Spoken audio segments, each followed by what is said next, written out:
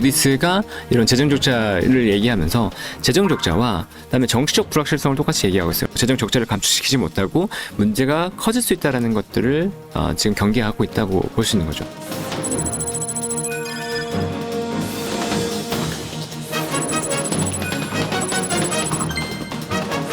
미국 금리는 내려오는데 일본 금리는 올라갑니다. 미국은 자국 경기 부양하려고 금리를 내렸는데 엔캐리가 청산이 되면서 오히려 뒤통수를 맞는 케이스가 됩니다.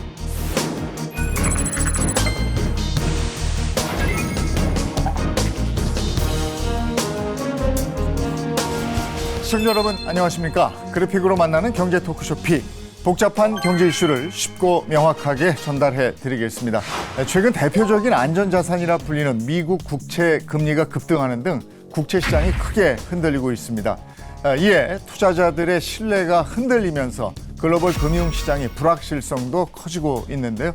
이러한 국채 시장 불안이 우리나라 경제엔 어떤 영향을 미칠지, 필요한 대응책은 어떤 게 있을지 관련한 궁금증들을 낱낱이 분석해 드리겠습니다.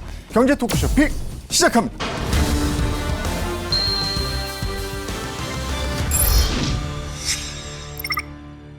오늘 함께 해주실 분들 소개해 드리겠습니다. 먼저 오건영 신한 프리미어 패스파인더 단장 모셨습니다. 어서 오십시오. 안녕하세요.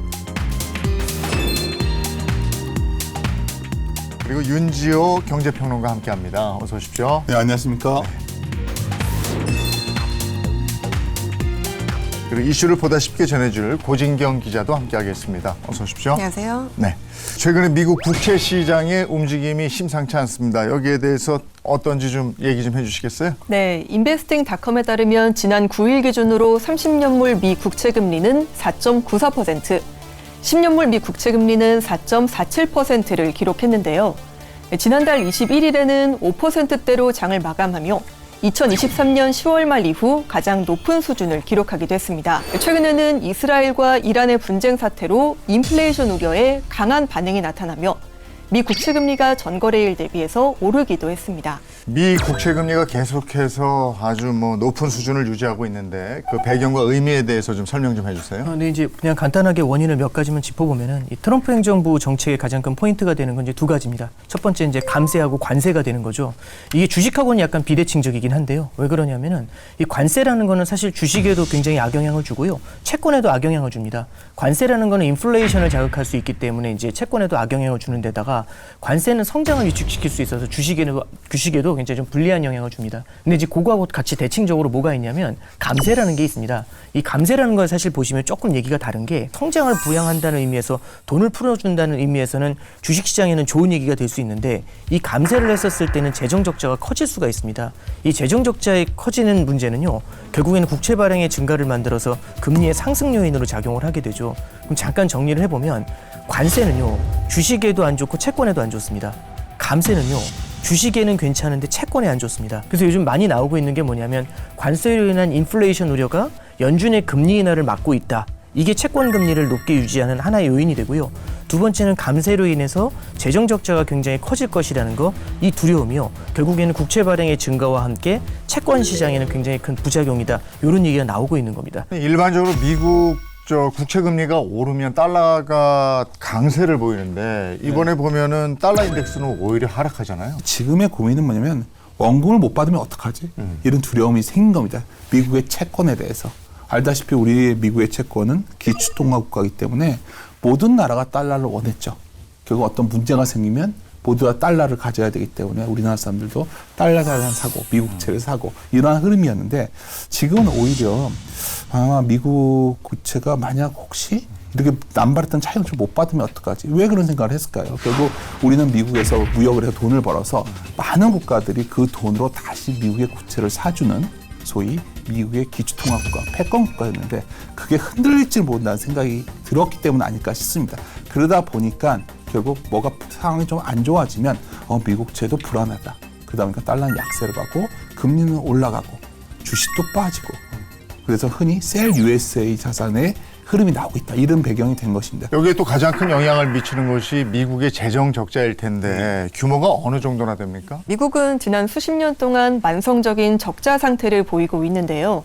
미 재무부에 따르면 미국의 총 정부 부채는 2024 회계연도 기준 35조 4,600억 달러에 이릅니다. 이 한국 원화로 따지면 약 4경 9천조 원에 달하는 자금인데요. 2014 회계연도 기준의 정부 부채가 23조 6,300억 달러였던 점을 감안하면 10년 만에 약 50%가 불어난 셈입니다. 여기에 인구 고령화 등으로 앞으로 부채 증가 속도는 더 빨라질 것으로 예상이 되고 있습니다. 네. 미국이 이렇게 막대한 부채를 가지게 된 배경이 뭡니까? 보통 일반적으로 국가가 재정을 운영할 때는요, 경기가 좋을 때는 그 증세를 해가지고 세수를 많이 늘리죠. 그렇게 해서 고간을 비축을 했다가 경기가 안 좋아할 때 그렇게 이제 모아놨던 고간을 풀면서 경기의 하방을 방어해주는 그런 역할들을 보통 많이 합니다. 근데 지난 10년간을 보시면은요, 미국의 경제가 나쁘질 않았습니다. 코로나 때 정도를 제외하는 미국 경제 굉장히 탄탄했거든요. 네. 근데 이제 문제는 뭐냐면 그 기간 중에도 부채가 굉장히 크게 늘어났다라는 겁니다. 대표적으로 최근에도 이제 언급이 되고 있는 것 중에 뭐가 있냐면 트럼프가 2017년도에 들어왔을 때 미국 경제 나쁘지 않았거든요. 거기에 이제 대규모 감세를 했었습니다. 그다음에 2022년도에도 금리가 올라가가지고 미국 경제가 좀 어려워지니까 살짝 어려워지는 것임에도 불구하고 바이든 행정부에서 굉장히 많은 재정을 털어가지고요, 이 경기를 부양하는 데 노력을 했죠. 그래서 경기가 좋은데도 부채가 늘어난 굉장히 이례적인 사이클이 등장한 게 이제 첫 번째라고 볼 수 있습니다. 근데 이번에 또 감세 법안까지 통과된다고 하니까 최근에 보시면 무디스에서도 미국의 신용 등급을 강등을 했지 않습니까? 이게 빚이 많아요, 이것만 보는 게 아니라 이게 경기가 좋은데도 빚을 안 갚고 있으면 채권자 입장에서는 갚을 생각이 없으신가? 네. 이 생각을 하겠죠. 그러니까 이게 이제 신용 등급을 강등한 그런 요인이 되죠. 그럼 이 사람한테 돈을 더 빌려주려면 금리를 높일 수밖에 없는데 미국 국채 금리가 그 과정에서 높아지지 않습니까? 그럼 이게 닭이 먼저냐 달걀이 먼저냐의 문제일 수도 있지만 금리가 높아지니까 오히려 이자 부담이 늘어나잖아요. 부채가 큰데 금리가 높은 상황이 장기화되면서 이 빚 부담이 더 커지는 문제들, 이런 게 두 가지 정도 크게 좀 볼 수 있을 것 같습니다. 아니 아까 X 얘기 잠깐 들어도 2024년 회계년도 기준으로 뭐요? 4경 9천조. 이걸 어떻게 갚나 싶어요. 미국이 빚을 안 갚겠습니까? 그들을 떠나서 미국채 수요가 없는 겁니다. 그러니까 모든 것에 따르는 거는 그러다 보니 금리가 안 내려오게 되겠죠. 여기서 무서운 일이 생기는 겁니다. 바로 순이자 지출이라는 겁니다. 미국이 돈을 안 쓰면 되겠죠. 근데 계속 재정 적자가 커지는 이유는 이자 비용이 늘어나는 거죠. 우리 유명한 경제사학 중에 니얼 퍼거슨이라는 분이 있어요. 근데 유명한 말을 남겼는데 이자 비용, 국가가 내는 이자가 국방비보다 높게 진출하면 패권을 지위를 잃는다고 했었어요. 우리 스페인도 그랬고 네덜란드도 그랬고 대영 제국도 그랬거든요. 왜냐하면 이자가 그렇게 많아서 국방비를 넘었으면 국방비 지출을 못 하겠죠. 그러면 새로운 무기를 도입 못 할 거고 당연히 패권을 잃게 되는 겁니다. 놀랍게도 올해부터 미국은 국방비보다 이자 지출이 많아집니다. 그래요? 그럼 결국 선택할 수 있는 거는 베센트의 말대로 재정 적자를 3% 내로 유지하고 어떻게든지 재정을 균형화시켜야겠는데 시장에서 믿지 않고 있는 거죠. 미국의 어마어마한 이자 부담. 그렇다면 이렇게 부채 부담이 늘어날 경우에, 크게 커질 경우에 우려되는 상황은 어떤 것들이 있습니까? 삼성전자하고 저하고 돈을 빌린다고 하면 당연히 삼성전자 금리가 낮을 거지 않습니까? 그러니까 저에 대한 대출 금리는 결국엔 삼성전자 플러스 제가 얼마나 불안한지가 위에 붙는 거잖아요. 그러니까 결국에는 기반이 되는 금리가 바로 미국 국채 금리인 겁니다. 그래서 우리나라에서도 채권을 발행할 때 이제 달러 표시 채권 발행은 미국 국채 금리 플러스 얼마 이렇게 바라보거든요. 기둥뿌리가 이제 막 흔들리는 구조죠. 그러면은 당연히 전 세계 자산 시장에서도 뭐라고 해야 될까요? 이 프라이싱이라는 표현을 쓰면 좋을 것 같은데 자산 가격을 매기는 데 있어서 상당히 불안한 모습을 보일 수가 있고요. 두 번째는 재정 적자가 커지고 이자 부담이 커지지 않습니까? 그럼 일단은 첫 번째는 미국의 시중 금리가 잘 내려오질 않습니다. 그리고 두 번째는 재정 적자가 커지다 보니까 경기 부양을 할 때도 굉장히 좀 발목이 묶이는 문제가 생기거든요. 그러면 금리가 높은데 경기 부양하기가 힘들어요. 그럼 미국은 소비로 사는 나라지 않습니까? 이 소비가 아무래도 굉장히 힘겨운 모습을 보일 수가 있죠. 그래서 과거와 달리 만약 이번에 또 경기 침체와 같은 코로나 같은 사태가 다시 닥쳐오게 되면은 과거처럼 대응하기가 만만치 않을 겁니다. 참고로 코로나 때는 기준금리를 제로까지 낮췄었죠. 예. 10년짜리 국채금리가 0.6%까지 내려갔었습니다. 문제는 이제 세 번째인데요.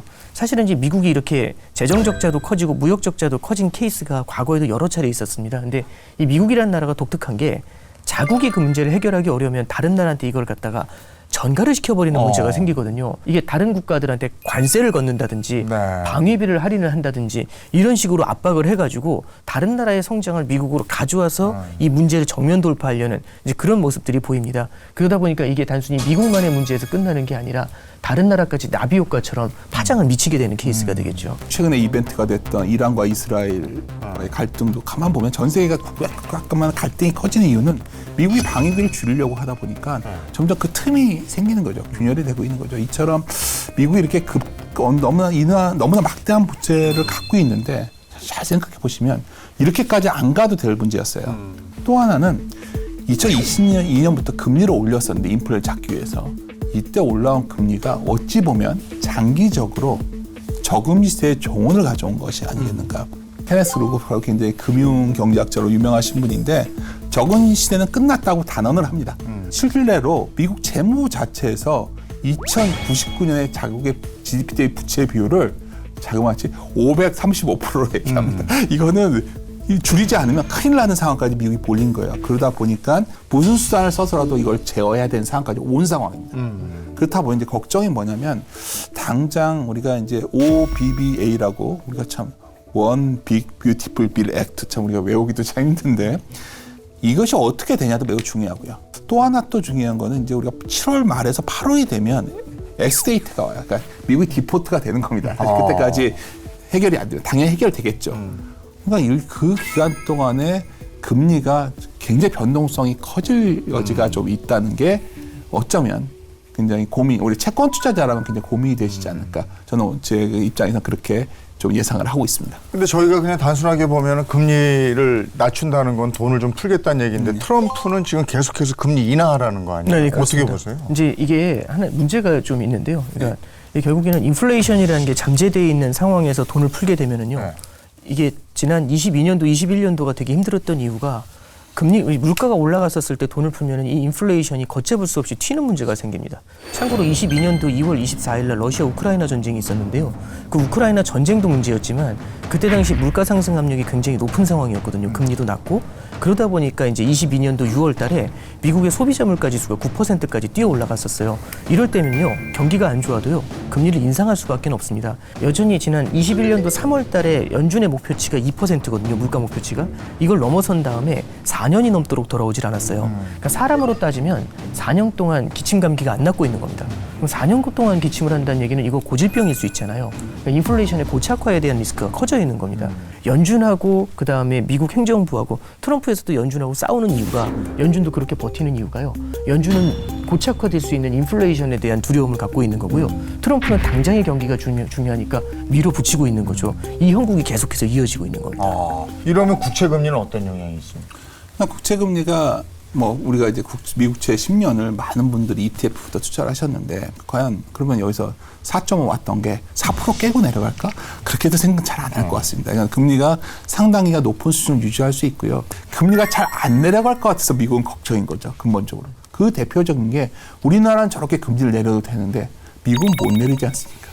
연준이 안 내리고 싶겠습니까? 이걸 건드는 순간 이거 다시 소위 물가 문제가 불거지면 이제 미국은 대처할 수 있는 방법이 별로 없거든요. 그래서 이것이 딜레마에 미국 경제가 좀 빠져 있는 것이 아닐까 저는 이렇게 판단합니다.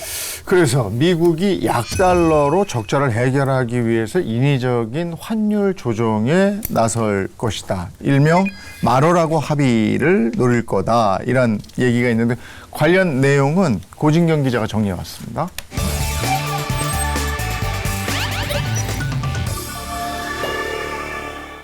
이 플라자 합의는 1985년 미국과 프랑스, 서독, 영국, 일본의 재무장관이 미국 뉴욕 맨해튼 플라자 호텔에 모여서 진행한 환율 조정 합의인데요.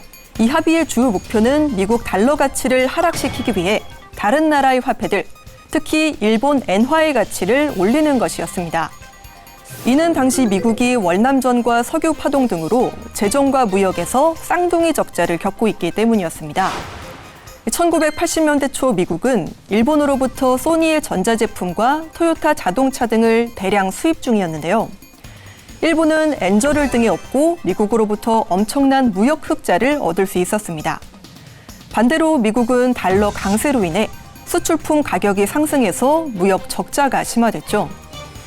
이에 미국은 일본을 비롯한 G5 국가들과 협력해 달러 가치를 인위적으로 낮추기 위한 플라자 합의를 추진하게 됩니다. 이 합의로 인해서 엔달러 환율은 250엔에서 120엔으로 절상되면서 일본산 제품 가격이 급등해 수출 경쟁력이 크게 낮아지게 됩니다. 일본이 그 유명한 잃어버린 30년이라 불리는 장기 침체에 빠지게 된 원인인데요. 엔화 가치를 떨어뜨리기 위해 일본 정부가 푼 돈이 부동산과 주식시장에까지 유입되면서 버블 현상까지 일어나게 됩니다. 약 40년이 지난 지금 플라자 합의가 다시 거론되는 이유는 미국이 예전처럼 또다시 달러 가치 절하를 시도할 수 있다는 우려 때문입니다. 트럼프 대통령은 재집권 이후 꾸준히 미국의 제조업 수출 경쟁력 강화를 외치고 있는데요. 미국 기업의 수출 경쟁력을 높이기 위해 트럼프 대통령이 달러 약세를 유도하는 게 아니냐는 관측이 나온 겁니다.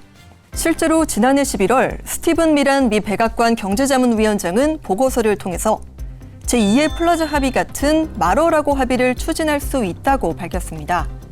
트럼프 대통령의 플로리다 별장 이름을 딴 구상인데 트럼프 정부는 꾸준히 달러화가 너무 고평가돼 있고 이를 해소해야 한다는 입장을 견지하고 있습니다.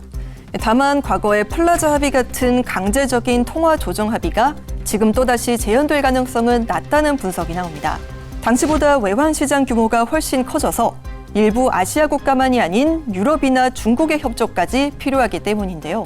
중국에는 히토류라는 무기가 있고 일본과 유럽연합도 미국에 대한 무역과 안보 의존도가 크게 낮아진 만큼 쉽사리 협조하지는 않을 거란 해석입니다. 그러나 달라진 상황만큼 미국도 다른 카드를 꺼낼 가능성이 있습니다.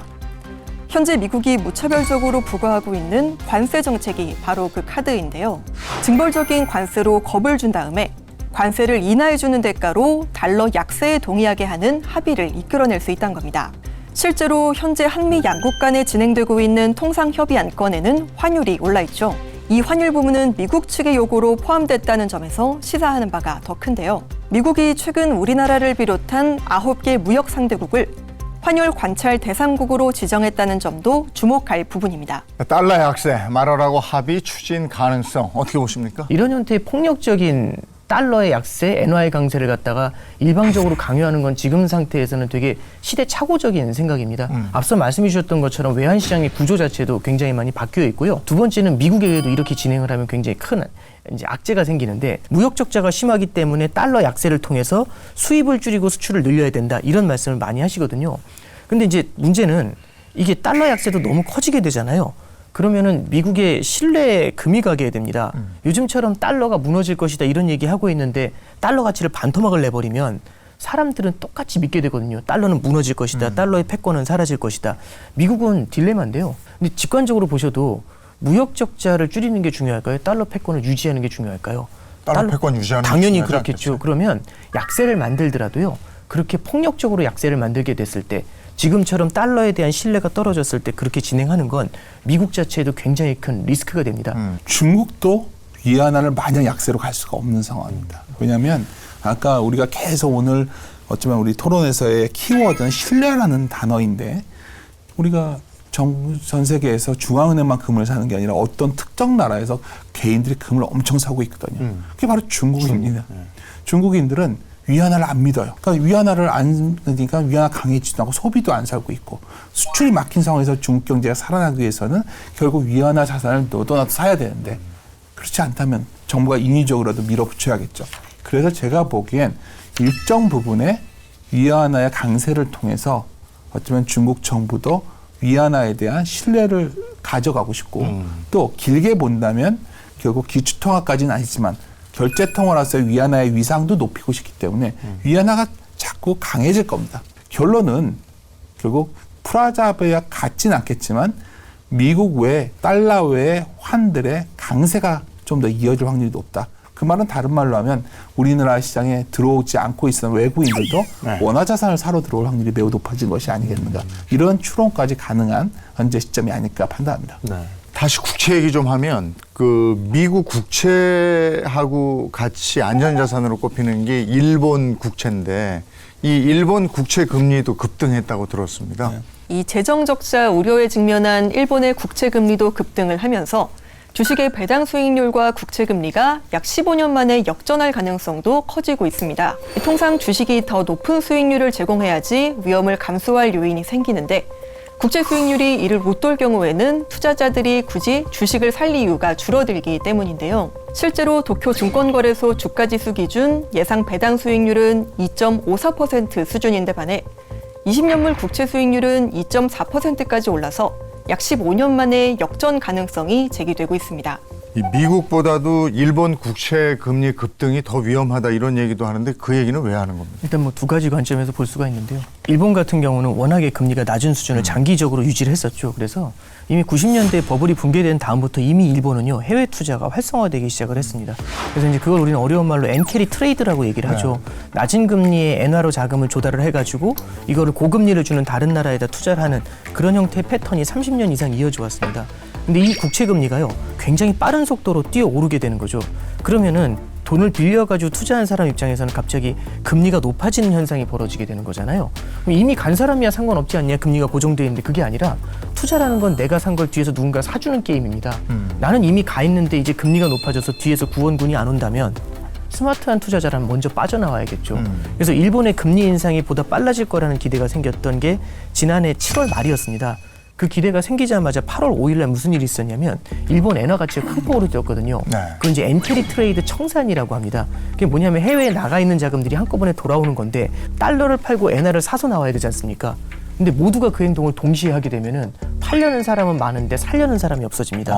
그럼 엔화 가치가 폭등을 해버리면서요 자산 시장이 무너져 버리는 문제가 생기죠. 그래서 작년도 8월 5일 날 그걸 보면서 일본 중앙은행 같은 경우도 기겁을 해가지고요 금리 인상을 한동안 천천히 갈게요라고 이렇게 선언을 해버리게 되죠. 그렇게 해서 이제 안정을 시켰던 기억이 있습니다. 그래서 30년 동안 이어져 왔던 관성으로 나가 있는 엔화 자금이 되돌려진다라는 게 시장에는 줄 수 있는 충격이 예상보다는 클 수 있다. 이 점을 하나 좀 강조해서 말씀드립니다. 그러면 미일 국채시장 불안이 우리나라 경제 전반에는 어떤 영향을 미칩니까? 이게 굉장히 복잡한데요. 참고로 이제 작년도 8월 5일을 한 번만 좀 복기를 해보면 그때 당시엔 무슨 일이 있었냐면 일본이 금리를 올린다는 것도 있었지만 미국 경제가 갑자기 좀 안 좋다는 얘기를 해가지고요. 미국이 이제 9월 정도부터 금리를 인하할 것이다 이런 소문이 돌았어요. 그러면 미국 금리는 내려오는데 일본 금리는 올라갑니다. 그러면은 이 둘의 금리 차이가 확 좁아지잖아요. 미국을 제외한다면 그냥 일본 금리가 많이 올라가는 거고 똑같은 현상입니다. 그러니까 이제 엔캐리 트레이드 청산이 가속화된 거죠. 지금 우리 많은 얘기를 하고 있는 것 중에 그 관통하는 것 중에는 미국 금리가 좀 높아서 불안하다. 근데 이제 미국 경제가 좋아져가지고 금리를 내릴 수 있다고 가정해 보시죠. 미국이 금리를 내리는데 일본이 만약 금리를 올리면 또다시 금리 차가 좁아지는 문제가 생기죠. 그러면 미국은 자국 경기 부양하려고 금리를 내렸는데 엔캐리가 청산이 되면서 오히려 뒤통수를 맞는 케이스가 됩니다. 그러니까 미국이 금리 인하를 할 때 굉장히 껄끄러운 일이 벌어진다는 겁니다. 그럼 계속 견제를 해야 되거든요. 그럼 금리 인하를 할 때도 편안하지 못하면 미국 같은 경우는 금리 인하를 해야 소비 경기가 계속해서 유지가 될 거지 않습니까? 그리고 미국의 소비 경기가 유지가 되어 우리나라도 수출을 할 수가 있을 텐데 이런 부분에서는 굉장히 다른 형태의 혼란 이런 것들을 만들 가능성들 이런 관점에서는 좀 일본 금리를 같이 바라보고 있습니다. 일본이 지금 인플레이션이 되었기 때문에 통화 정책의 금리 통제력이 매우 약화되고 있어요. 멀리 찾을 게 없습니다. 최근에 일본에서 쌀 가격이 2배 이상 올랐는데 얼마나 두렵지 않을까요? 네. 일본 사실 BOJ 입장에서도 물가 안정을 하기 위한 굉장히 노력이 필요할 것 같고 결국 이렇게 본다면 결국 일본의 금리가 굉장히 급등락을 할 가능성이 매우 높아진 거예요. 엔화를 기초로 해서 투자되었던 자금들은 언제든 엔캐리 트레이드 청산이 나올 수 있기 때문에 사실 일본의 현재 금리가 이렇게 빠르게 올라가는 건 그렇게 좋은 모습은 아닙니다. 근데 우리 경제에 미치는 영향은 아이러니하게도 또 여기서 일본이 자꾸 엔화가 더 강해질 것 같거든요. 자꾸만. 원화도 강해지는데 엔화가 더 빨리 강해진다면 우리 수출 기업들한테는 또 그렇게까지 마이너스 요인이 아니라는 점도 엔화의 강세 속에서 원화의 상대적 강세라고 본다면 우리 경제에 미치는 영향을 마냥 나쁘게만 볼 필요도 없다 이렇게 판단합니다. 미국 국채 금리가 오르니까 국채 채권 값은 떨어지잖아요. 네네. 그러니까 요걸 또 기회다 생각해서 우리 개미 투자자들이 그 사들이는 것 같은데 네네. 요거 우려는 없습니다. 요즘 투자하시는 분들은 관점이 좀 다르신 것 같아요. 장기 채권을 사는데 금리가 내려가면 채권 가격이 많이 뛰니까 장기 채권 10년짜리를 사서 6개월 만에 금리 내려가면 먹고 나오자. 이런 생각으로 들어가시는 분이 많은 것 같아요. 그럼 어떤 일이 벌어지냐면 시장 금리가 내려올 거야. 그 다음에 달러 가치가 하락을 했으니까 다시 올라갈 거야. 이런 기대를 갖고서 이제 미국 국채를 갖다가 단타의 형식으로 투자하시는 분들이 있습니다. 이거는 저는 개인적으로 굉장히 큰 경계를 좀 해야 된다. 이렇게 말씀드리는 게 결국에는 채권 가격을 결정할 땐 여러 가지가 있는데 하나는 방금 전에 말씀드렸던 시장 금리의 움직임, 두 번째는 미국 국채니까 달러 가치의 움직임, 이 두 개뿐만 아니라 그 미국 국채가 얼마만큼의 이자를 주는지도 되게 중요합니다. 근데 이제 많은 분들이 이 미국 국채가 얼마나 이자를 주는지보다는 시장 금리 움직이는 걸로 가격 오르내림, 그 다음에 이제 말씀드렸던 것처럼 환율의 오름내림으로 인해서 환차익을 얻는 거, 여기에 포커스를 좀 많이 맞추시죠. 시장금리의 미래나 아니면 환율의 미래나 이런 거는 불확실한 겁니다. 근데 채권이 가장 확실한 건 매년 얼마만큼의 이자를 주는지는 확실하거든요. 아, 채권에 투자하면 채권 금리가 오른 만큼 이자를 받는 거니까. 그렇죠. 10년짜리 국채 금리 같은 경우는 지금 연 4.5%를 줍니다. 그러니까 우리가 연 4.5%를 꾸준하게 받아갈 거라는 생각 가정하에 투자를 했는데 시장 금리가 많이 내려오면 중간에 이익이 많이 나니까 땡큐 하고 팔고 나오시면 되는 건데, 그게 아니라 이 시장 금리가 얼마인지 확실한 걸 안 보시고 불확실한 거에 배팅을 하다 보면은 10년 투자 생각하시지 않고 6개월 만에 나오실 거라고 생각했다가 오랫동안 가져갈 때 채권 투자에서도 굉장히 곤혹스러운 상황이 많이 좀 펼쳐지곤 하죠. 그래서 저는 채권을 바라보시는 관점을 조금 더 클리어한 금리 쪽에다 포커스를 맞추시고 그다음에 나머지를 부차적으로 좀 이렇게 베팅하시는 게 더 맞지 않겠는가, 그런 조언의 말씀 좀 드려봅니다. 왜냐하면 요 미국 장기 국채에 진작에 투자하셨던 분들은 지금 마이너스 한 20% 정도의 그 투자 손실을 봤기 때문에 그런 부분도 주의를 하셔야 되는 것 같고, 이렇게 불확실한 시장 상황에서 투자자들은 뭐 어떻게 투자를 해야 되는 거예요? 역설적으로 불확실성과 위험은 동의어가 아니거든요. 그러니까 쉽게 말해서 성공한 투자자들은 다 불확실성을 잘 다룬 사람들이었습니다. 그래서 미국채 10년 투자하신 분들 굉장히 고민이 커지겠지만, 그 불확실성, 미국채 불확실하죠. 환이 어떻게 될지도 모르겠고 금리도 어떻게 될지 모르겠죠. 근데 중요한 거는 장기 국채 금리가 과거 대비 높아져 있다는 거죠. 다른 말로 국채 가격이 싸져 있다는 겁니다. 이 불확실성을 싸게 갖는다면은 뭐 그렇게 나쁜 선택은 아닐 수 있는 거죠. 이제 우리나라도 들어와서 보면 우리나라도 2차 추경 논의가 본격화되면서 국채 금리가 오를 우려가 커지고 있다, 이런 부분인데 재정 상황은 어떻습니까? 네, 우리나라 정부 부채는 주요 국가들에 비해서는 상대적으로 낮은 편이지만 증가 속도가 빨라서 안심하기 어렵다는 얘기가 나오고 있습니다. 국제통화기금의 보고서에 따르면요, 올해 말 한국의 GDP 대비 일반 정부 부채 비율은 54.5%로 전망이 됐는데요. 이 비율은 IMF가 선진국으로 분류한 37개국 가운데 비기축통화국인 11개국 평균을 처음으로 넘어선 수치입니다. 그동안 상대적으로 안정적인 흐름을 보여온 우리 국채 시장도 추경 편성 논의가 본격화되면서 금리 상승세를 보이기도 했는데요. 당장 재정 건전성에 부담을 안기는 장기물 국고채 금리가 상승하면서 국고채 10년물과 3년물 간 금리 격차는 지난 9일 기준 0.485포인트 벌어져 약 3년 만에 가장 큰 격차를 나타냈습니다. 우리나라 장기물 금리, 국채 금리 인상, 이건 어떻게 보십니까? 그 금리가 상승할 우려가 있느냐라고 한다면 저는 이제 어느 정도는 가능성은 있다라고 생각을 하고 있습니다.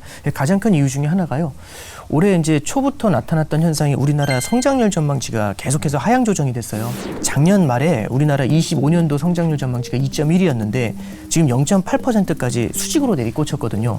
이 성장의 하단을 방어하기 위해서 기준금리 인하에 나서야 되는 거 아니냐, 이제 이런 얘기들을 좀 많이 하고 있죠. 근데 이제 한은 총재의 코멘트가요, 지난번 이제 금통위에서 물론 경기를 바라보면 기준금리 인하를 하는 게 맞다. 그리고 물가도 다른 나라에 비해서 안정이 돼 있으니까 기준금리 인하를 지지하는데 우리가 같이 바라봐야 될 것 중에 금융 안정에 대한 얘기를 합니다. 이 금융 안정은 두 가지로 나눠지는데요. 첫 번째는 대외적인 금융 안정, 두 번째는 대내적인 겁니다. 대외적인 금융 안정은 미국과의 금리 차입니다. 미국이 금리가 높은 상태에서 우리가 마냥 금리를 낮췄을 때 혹여나 나타날 수 있는 자본 유출이라는 부작용에 대해서 좀 고민을 해볼 수가 있고요. 두 번째는 대내적인 금융 안정인데 이게 부동산 시장하고 그에 부차돼서 따라오는 가계부채의 급증입니다. 그러니까 어쩌면 지금 시장이 보다 많은 기준금리 인하를 기대를 하고 있는데 그거에 대해서 이제 중앙은행, 한국은행 같은 경우는 조금은 좀 매파적인 스탠스를 가져오고 있는 거죠. 그래서 시장하고 중앙은행이 기준금리를 바라보는 시각의 괴리 자체가 있죠. 그럼 시장은 금리를 많이 내려놓고 기다렸는데 한은이 그만큼 따라와 주질 않으면 그만큼 금리가 되돌려지는 문제, 이게 첫 번째가 될 수 있고요. 두 번째는 간단하게 말씀드리면 이게 경기 부양은 금리로만 하는 게 아니고요. 두 번째는 재정 지출을 통해서도 나갈 수가 있습니다. 지금 말씀해 주셨던 것처럼 추경에 대한 논의가 본격화가 되고 있죠. 추경이 시장의 예상을 만약 넘어서게 됐었을 때에는 그때는 적자 국채의 발행이 늘어날 수가 있습니다. 이거는 경기를 끌어올리는 요인이 될 수도 있지만 국채 발행을 통해 가지고 국채 시장에는 부담을 줄 수가 있죠. 근데 경기를 강하게 자극하는 것도 금리의 상승 요인이고요. 국채 발행이 증가하는 것도 금리의 상승 요인이 됩니다.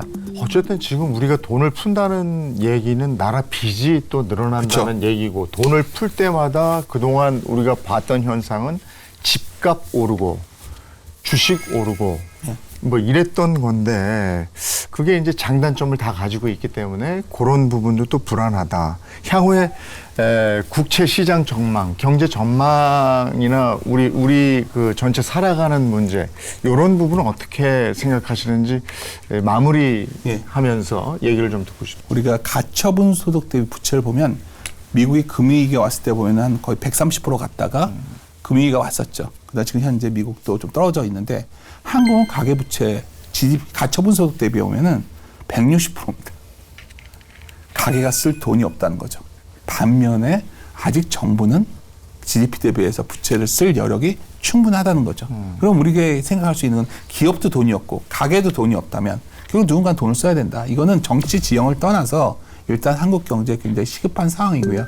우리가 일본의 사례를 보지 않았습니까? 우리가 아베가 2012년 집권 이후에 돈도 풀었지만 주주에 대한 소위 주주 가치를 준수하는 거버넌스 재편이 나오면서 일본 증시가 올라왔고 일본 증시가 올라오면서 경기가 개선된 거 디플레에서 탈출한 겁니다. 어쩌면 현재 우리나라에서 새롭게 출범하는 정부도 이러한 가능성을 현재 모색하고 있지 않을까. 다른 말로 하면 결국 제가 평상시에는 주식 쪽을 많이 강조드리는데 한국 증시의 본격적인 구조적 변화가 이미 시작되었다는 시각에서 어떤 포트폴리오의 재편이 필요한 시각이 아닐까 저는 이렇게 판단합니다. 이제 투자자 입장에서 좀 말씀을 좀 드리는 게 좋을 것 같습니다. 이게 지금 이제 사실 올해 초만 해도 미국 예외주의라는 말이 나왔죠. 미국밖에 없다라고 했는데 딱 3, 4개월 지나니까 미국의 신뢰가 깨졌다. 미국 경제 어려울 것이다. 달러의 패권이 붕괴되는 거 아니야. 불과 4개월 만에 이렇게 톤이 바뀐 거는 좀 처음 본 것 같습니다. 과거에는 우리가 만나지 못했었던 굉장히 다양한 시나리오들이 나타나고 있다는 생각을 합니다. 어쩌면 지난 3, 4년 동안은요. 그냥 미국 주식이라든지 미국의 성장만 우리가 바라봤다면 이제는 이 미국의 예외주의가 흔들리면서요. 이 예외주의가 흔들리는 것에 의해서 돈이 다른 곳으로 좀 많이 흘러가고 있는 모습들 이런 것들을 좀 만날 수가 있는 것 같습니다. 그래서 우리가 주식시장에 대한 자산 배분에 있어서도 조금 기노업으로 여러 시장을 좀 바라보는 것 그다음에 채권 같은 경우도 뭐 그렇다고 이제 미국 국채 망하냐 이런 것들보다는 참고로 2013년, 14년에 아베노믹스 할 때 일본이 엔화를 엄청 풀었고요. 그다음에 부채를 엄청 늘렸어요. 그때 다들 뭐라고 했냐면 일본 경제 무너지다 이렇게 가면 그래서 아베노믹스라고 안 하고 아베노 미스테이크라는 표현을 썼습니다. 예. 근데 지금 와서 돌아보면 오히려 일본 경제를 한 단계 끌어올렸고요. 일본 국채에 대한 불안감이 그때 당시에는 그때 당시보다 오히려 약해진 모습들이 있거든요. 그래서 너무 그런 글루미한 뷰들보다는요. 이런 것들이 단기적으로 시장의 변동성을 높일 수 있는 요인 정도 이런 걸로 바라보면서 우리가 이럴 때일수록 조금 더 포트폴리오를 좀 넓게 펼쳐가는 전략을 좀 고민해 두시는 게 좋겠다. 예, 그런 조언을 말씀드립니다. 그야말로 급변하는 시대에 살고 있습니다. 시장의 불확실성이 확대되는 만큼 국내 경제에 미칠 영향 면밀히 점검하고 대응책도 마련하고 해야겠습니다. 그래서 저희도 한번 점검해 봤습니다. 경제 토크쇼 픽 오늘은 여기서 마치겠습니다. 고맙습니다.